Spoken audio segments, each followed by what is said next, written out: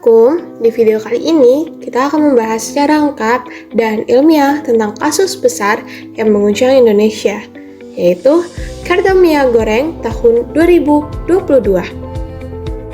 Kasus ini bukan sekedar lonjakan harga di pasar, ia mencerminkan persoalan sistemik dalam regulasi, struktur pasar, dan ketimpangan kekuasaan antara pelaku usaha besar dan negara.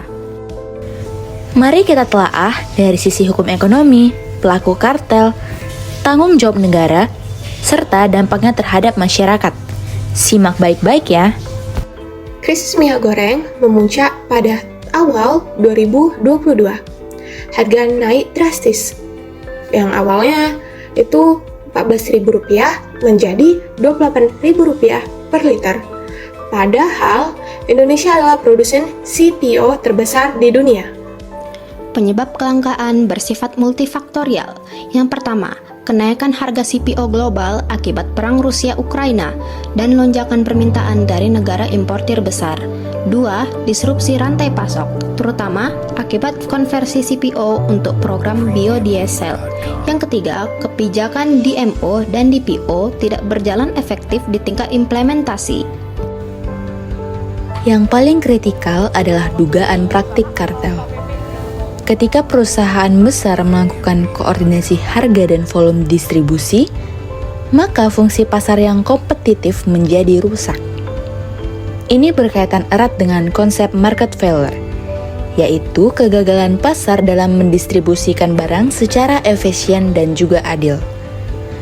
Dalam ekonomi, market failure adalah kondisi ketika alokasi sumber daya oleh pasar bebas tidak menghasilkan hasil yang efisien secara sosial. Pada tahun 2022, Indonesia menghadapi krisis minyak goreng yang signifikan, ditandai dengan lonjakan harga dan kelangkaan pasokan di berbagai daerah. Situasi ini menimbulkan dugaan adanya praktik kartel oleh produsen besar yang diduga menahan pasokan untuk menaikkan harga. Komisi Pengawas Persaingan Usaha atau KPPU menyelidiki kasus ini pada Mei 2023, menyatakan 7 perusahaan bersalah melanggar pasal 19 huruf C Undang-Undang Nomor 5 Tahun 1999 karena membatasi peredaran untuk penjualan minyak goreng. Berikut adalah daftar perusahaan dan denda yang dijatuhkan.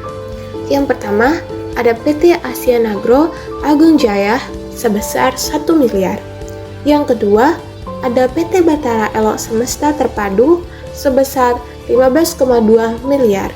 Yang ketiga, ada PT Incasi Raya sebesar 1 miliar.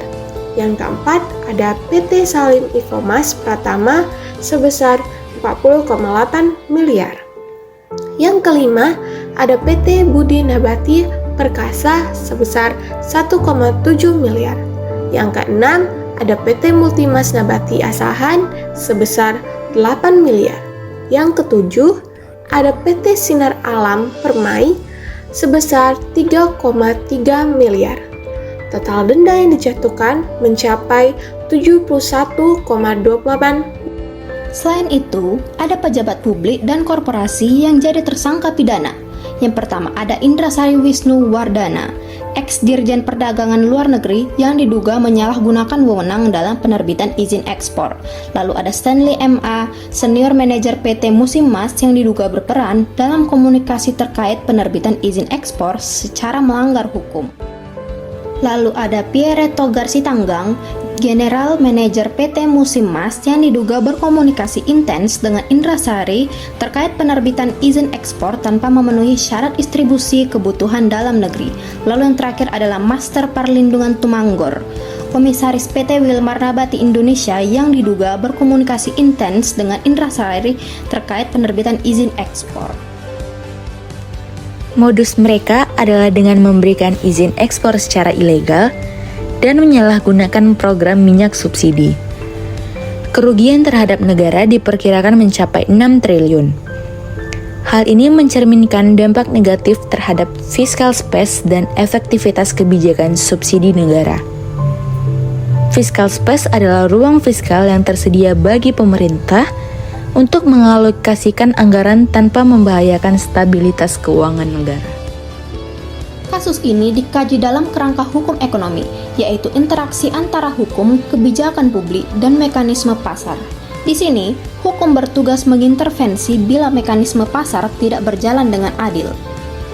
Beberapa ketentuan yang relevan meliputi Undang-Undang Nomor 5 Tahun 1999 tentang larang praktik monopoli. Terdapat pada pasal 5, larangan tentang penetapan harga. Pasal 11, larangan kartel. Pasal 19C, pembatasan distribusi barang. Selanjutnya, Undang-Undang Nomor 7 Tahun 2014 tentang perdagangan. Lalu, Undang-Undang Nomor 8 Tahun 1999 tentang perlindungan konsumen.